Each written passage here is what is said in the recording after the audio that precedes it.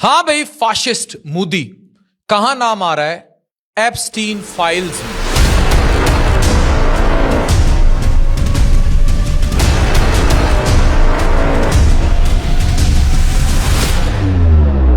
ये वीडियो बहुत अहम और बहुत इंपॉर्टेंट है।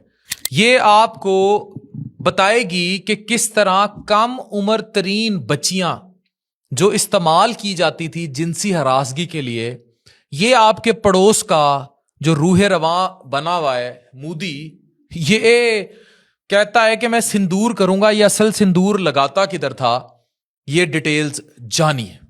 ये एक अहम वीडियो है। एप्स्टीन फाइल्स क्या थी, ये आपकी स्क्रीन पर आपके सामने है। एप्स्टीन फाइल्स जो है ये कोर्ट के कुछ डॉक्यूमेंट्स थे, टेस्टिमनीज थी, ईमेल्स थी, फ्लाइट लॉग्स थे जिनमें सारा ये ट्रैवल डाटा था जो लड़कियों को ट्रांसफर किया जाता था। एविडेंस थी जिसमें एक किरदार था जेफरे एप्स्टीन। इसने खुदकुशी की थी जेल में, कहा जाता है इसे मारा गया था। ये कम उम्र बच्चियों की जिनसी तौर पर उन्हें सप्लाई करता था बड़े बड़े नामों को, जिनमें ट्रंप और एलॉन मस्क तक के नाम भी शामिल हैं। आगे इस वीडियो में कुछ ऐसी तस्वीर हैं, कुछ ऐसी रिपोर्ट्स हैं, बड़ी तफसीली रिसर्च है जो आपको बहुत कुछ दिखाने जा रही है। ये एक नेटवर्क था जो कि अंडर एज गर्ल्स को, पावरफुल इंडिविजुअल्स को फराहम करता था, यानी कम उम्र खवातीन को मोदी जैसी पावरफुल जो इंडिविजुअल्स हैं वहां तक ये पहुंचाया जाता था। और प्राइवेट इसके जेट्स, आइलैंड्स, रेजिडेंसीज जो है वो अप्लाई होती थी, यहाँ इस्तेमाल होती थी, और इसमें बड़े बड़े नाम शामिल हैं। फाशिस्ट मोदी का नाम एप्स्टीन फाइल्स में आया है, और ये बात कोई अफवाह नहीं है बल्कि अमेरिकन जस्टिस डिपार्टमेंट की जारी करदा असल सरकारी डॉक्यूमेंट का हिस्सा है। वही मोदी जिसने भारत में फाशिज्म को प्रमोट किया, जिसने आरएसएस आइडियोलॉजी को प्रमोट किया, जो पाकिस्तान के अंदर कभी अफगानिस्तान के थ्रू और कभी पाकिस्तान के अंदर सोरिश बर्पा करके या पाकिस्तान के अंदर दहशतगर्दी की कार्रवाइयों का बराह रास्त, बिल वास्ता या बिला वास्ता हिस्सा बनता है। वही मोदी जिसने भारत में फाशिज्म को एक सियासी मॉडल बना दिया। वही मोदी जो रुकने का नाम नहीं ले रहा, जिसने हया शर्म घोल के पी ली गुजरात फसादात के फाशिज्म के बाद। किस तरह वो शख्स बुरी तरह एक्सपोज हुआ है, ये एप्स्टीन फाइल्स एक एक्सरे। सबसे पहले ये जान लीजिए कि एप्स्टीन फाइल्स हैं क्या। जेफरे एप्स्टीन था, ये एक आम मुजरिम नहीं था, एक सजा याफ्ता जिनसी मुजरिम था जिसने उम्र भर लड़कियों की स्मगलिंग, इनको सप्लाई करना, ताकतवर लोगों को देना और एक ऐसा जिनसी नेटवर्क चलाना, ये तस्वीर आप देख रहे हैं, ये उसको सपोर्ट करता था। 2000 में वो एक कमजोर प्ली डील के जरिए बच निकला। 2019 में दोबारा गिरफ्तार हुआ और फिर न्यूयॉर्क के जेल में इसकी खुदकुशी की रिपोर्ट्स आई। इसकी जो जेल की वीडियोस थी ये भी सामने आती रही, मगर उसकी मौत के साथ कहानी खत्म नहीं हुई, बल्कि असल कहानी उस वक्त खुली जब अमेरिकन कांग्रेस ने कानून बनाया कि जस्टिस डिपार्टमेंट को मजबूर किया कि एप्स्टीन केस से जुड़ी तमाम फाइल्स अवाम के सामने लाई जाएं। ये फाइल्स कोई एक डॉक्यूमेंट नहीं, ये तकरीबन 3.5 मिलियन सफात, 2000 से ज्यादा वीडियोस और 1,80,000 से ज्यादा तस्वीरों पर मुश्तमिल मटेरियल था। इनमें एफबीआई के कुछ इंटरव्यू नोट्स थे, मुतासरा लड़कियों के बयानात थे, फ्लाइट के लॉग्स थे, यानी कौन सी फ्लाइट्स पे लड़कियां आई, कहां मिली, ईमेल्स थी, गेस्ट्स की लिस्ट थी, माली मुआहदे थे, इंटरनल मेमोज थे, और वो रॉ मटेरियल था जो आमतौर पर रियासतें छुपा कर रखती हैं या दफन कर दिया जाता है। खुद जस्टिस डिपार्टमेंट ये मानता है कि कुछ डॉक्यूमेंट्स कानून की खास शिकों के तहत रोकी गई हैं, तो ये शफाफियत भी मुकम्मल नहीं कंट्रोल्ड है, लेकिन स्टिल जो कुछ सामने है, जो आप स्क्रीन पर देख रहे हैं, भयानक है। छोटी लड़कियों के साथ इन बड़े बड़े बिजनेसमैनों की अयाश हरकतें। इन फाइल्स का सबसे बड़ा सवाल ये नहीं कि फलां सियासतदान का नाम आया या बिजनेसमैन का नाम आया। असल सवाल यह है कि इतने लाखों सफात के बावजूद एप्स्टीन की किसी एक ताकतवर क्लाइंट को आज तक सजा नहीं मिली, जबकि ट्रंप अमेरिका का सदर बन गया, मोदी भारत को चला रहा है। अब आते हैं क्लियरली उस मोदी पर जिसने सिंदूर के नाम पर कालक मली। एप्स्टीन फाइल में जिस ईमेल ने हलचल मचाई है وہ ایک پیغام ہے جو ایپسٹین سے منسوب ہے، جس میں 2017 میں بھارتی وزیر اعظم نریندر مودی کے اسرائیل کے سرکاری دورے پر تبصرہ کیا گیا۔ اس ای میل میں لکھا گیا ہے کہ یہ الفاظ ریکارڈ پر موجود ہیں: the Indian prime minister Modi took his Epstein, یعنی ٹک ہز سے مطلب ایپسٹین کی ایڈوائس، یہ جو شخص مرکزی کردار تھا، اینڈ ڈانسڈ اینڈ سینگ، یعنی اس نے ڈانس کیا اور گانا گایا، in Israel for the benefit of the U S president, they had met a few weeks ago, it worked, یعنی کہ اسی تماش بینی کا یہ حصہ رہا اور اس تماش بینی میں اس نے کسی کو امپریس کیا اور اپنا کام نکلوا لیا۔ بھارتی وزارت خارجہ فوراً دفاعی پوزیشن میں آ گئی اور اس ای میل کو کہا کہ یہ ٹریشی رومینیشنز ہیں اور ایک کنوکٹڈ کرمنل جاتے جاتے جی مودی نو پھنسا گیا ہوں، مودی نہ بچا سی۔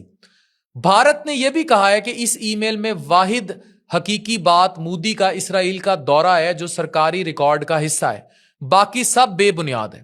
قانونی طور پر یہ موقف اپنی جگہ موجود ہے اور دیانتداری کا تقاضا ہے کہ اسے بیان کیا جائے، لیکن دوسری طرف انڈین کانگریس اور اپوزیشن ایپسٹین جیسے سیاہ اور جنسی جرائم کے نیٹ ورک کے جڑے شخص جیسے کہ مودی ہے، اس کے تعلق کو انتہائی شرمناک قرار دے رہی ہیں اور وضاحت کا مطالبہ کر رہی ہیں۔ لیکن یہاں سوال جرم کا نہیں، سوال پیٹرن کا ہے۔ مودی کوئی ایسا سیاستدان نہیں جس کا کردار بے داغ ہو اور جس پر سوال اٹھانا نا انصافی ہو۔ یہ وہ مودی ہے جس کے دور وزارت اعلیٰ میں گجرات میں فسادات ہوئے، مسلمانوں پر بیش بہا ظلم کیا گیا، جس پر ہزاروں مسلمانوں کے قتل اور ریاستی سرپرستی میں ہونے والے تشدد کے الزامات لگے، اور جسے بین الاقوامی سطح پر برسوں تک مشکوک نگاہوں سے دیکھا جاتا رہا۔ یہ وہی مودی ہے جس کے دور میں بھارت میں اقلیتوں کو دیوار سے لگایا گیا، کشمیر کو کھلی جیل بنایا گیا، اختلافات کو ایسا فاشسٹ طور پر کچلا گیا جیسا اسرائیل میں دیکھا جا رہا ہے۔ ایسے کردار کا نام اگر کسی عالمی مجرمانہ نیٹ ورک کے گرد گھوم رہا ہے اور گفتگو ہو رہی ہے تو پورا بھارت پر کالک ملا جا رہا ہے۔ یہ جو ٹیررستان کا لیبل لگاتے تھے پاکستان پر اور جو انہوں نے سندور کی حرکتیں کی، یہ آپ کے سامنے ہے۔ ایپسٹین فائلز اسی ذہنیت کو بے نقاب کرتی ہے۔ یہ فائلز دکھاتی ہیں کہ ایپسٹین جیسے مجرم کیسے دنیا کے طاقتور ترین لوگوں کے ساتھ اٹھتے بیٹھتے تھے، مطلب دنیا کے امیر ترین لوگ، عیاش ترین لوگ تھے، اور یہ کم سن لڑکیوں کو اپنی عیاشی میں استعمال کرتے تھے۔ کہیں ڈونلڈ ٹرمپ کا نام ہزاروں مرتبہ آتا ہے، کہیں ایف بی آئی کے نوٹس میں غیر مصدقہ مگر نہایت سنگین نوعیت کے الزامات درج کیے جاتے ہیں، کہیں یہ انکشاف کیا ہے کہ 1990 میں ایپسٹین کے پرائیویٹ جہاز پر سفر کے ریکارڈ سامنے آئے ہیں۔ یہ سب تردید کرتے جا رہے ہیں لیکن بڑے بڑے نام اس میں شامل ہیں۔ اسی کیس میں وہ مٹیریل بھی شامل ہے جس نے سب سے زیادہ سوالات اٹھائے۔ ایف بی آئی کے ریکارڈز اور سول مقدمات میں ایک خاتون جین ڈو کا الزام ہے کہ جب وہ 13 سال کی تھیں تو نیو یارک میں ایپسٹین کے ایک گھر پر ان کا جنسی استحصال ہوا، اور ان کے بیان کے مطابق اس واقعے میں ڈونلڈ ٹرمپ اور جیفری ایپسٹین دونوں شامل تھے۔ یہ الزام 2016 میں سول کیس کی صورت میں عدالت کے سامنے لگائے گئے، مگر مقدمہ واپس لے لیا گیا، اس لیے عدالت نے ان پر کوئی حتمی فیصلہ نہیں دیا۔ ریاستی موقف یہ ہے کہ یہ الزام ان ویریفائڈ اور فالس ہیں۔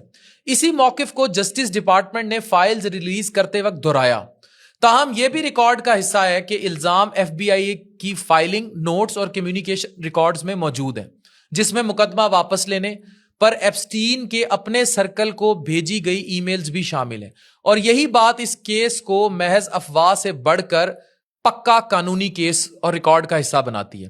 اسی طرح ایف بی آئی کے انٹرویو نوٹس میں متاثرین کے وہ بیانات بھی شامل ہیں جس میں میکسویل کا کردار جو یہ نشاندہی کرتا ہے کہ کس طرح کم عمر لڑکیوں کو پارٹیز میں بھیجا جاتا تھا اور ایسا ماحول بنایا جاتا تھا، اور یہ کم عمر لڑکیاں کسی بھی قسم کی بے انتہا جنسی استحصال، ان بابوں کے ساتھ کھیلنے، ننگا ان کے کمروں میں بھاگنے اور طرح طرح کی ڈرائنگ رومز کی ویڈیو سامنے، اور یہ انکار ممکن نہیں تھا۔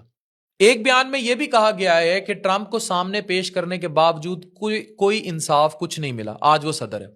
اسی کڑی میں ورجینیا جیفرے کا بیان آتا ہے کہ وہ ٹین ایج میں مارے لاگو میں کام کرتی تھیں، جہاں وہ ایپسٹین نیٹ ورک کا حصہ بنی اور کئی عرصے تک جنسی استحصال ان کا ہوتا رہا اور پاورفل شخصیات کرتی رہیں۔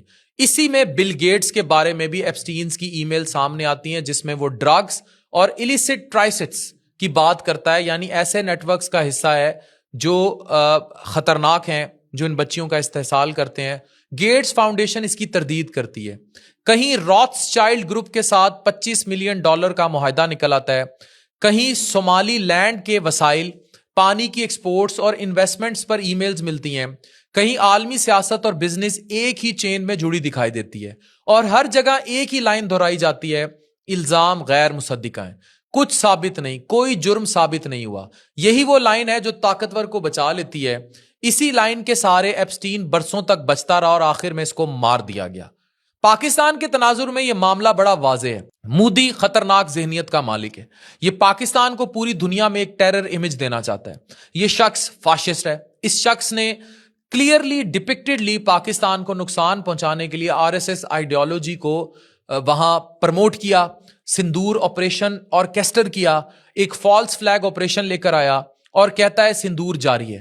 پاکستان کے پانی بند کرنے کی کوشش کی, اور جب پاکستان کی فورسز نے ان کا سبق سکھایا, ان کے تیجاز گرے, ان کے رافیل گرے, پھر ان کو عقل آئی. پھر ان کی دبئی ایئر شو میں بھی جب ان کی سبکی ہوئی, اب ان کو وہی جہاز افغانستان کو تحفتاً بیچنے یاد آ گئے ہیں, اور پاکستان میں بھی جگہ جگہ یہ سورش کو پرموٹ کر رہا ہے. ایپسٹین فائلز ہمیں یہ بتاتی ہیں کہ ہر نام مجرم نہیں, مگر یہ ضرور ہے کہ یہ طاقتور حلقے کس طرح آپریٹ ہوتے ہیں, عورتوں کا, بچیوں کا جنسی استحصال کس طرح کیا جاتا ہے, یہ بزنس کس طرح فاشسٹ لابی کے گرد گھومتے ہیں, کس طرح یہ حکومتوں کو کنٹرول کرتے ہیں, اور کس طرح یہ نیٹ ورکس قانونی طور پر طاقتور ہو کر ملکوں کو کنٹرول کر کر پوری دنیا میں فسادات پھیلانے اور سورش کو برپا کرنے کا باعث بنتے ہیں. ایک چیز میں یہاں ضرور ایڈ کروں گا جو بڑی اہم ہے, کہ ایک طرف ہندوستان ہے اور ادھر جس کی حکمرانی ہے وہ مودی ہے, کیا فاشسٹ, اور ادھر we are thankful at least کہ پاکستان میں پاکستان کی فورسز اتنی اسٹرانگ ہیں, اور پاکستان میں فیلڈ مارشل عاصم منیر ہے جو حافظ قرآن ہے, اور بنیان مرصوص آپریشن جو تھا اس نے کلیئرلی اللہ کی مدد کے ساتھ مودی کو دھول چٹائی ہے. تو ہمیں ہمیشہ کہنا ہے پاکستان اور پاکستان فورسز زندہ باد, پاکستانی نیشن زندہ باد. یہ بڑی اہم اور ریسرچ ویڈیو تھی, اس کو شیئر کیجئے گا تاکہ نسلوں کو یاد رہے کہ کیا بتایا گیا ہے. ڈاکٹر عفان کیسر, سائننگ آف.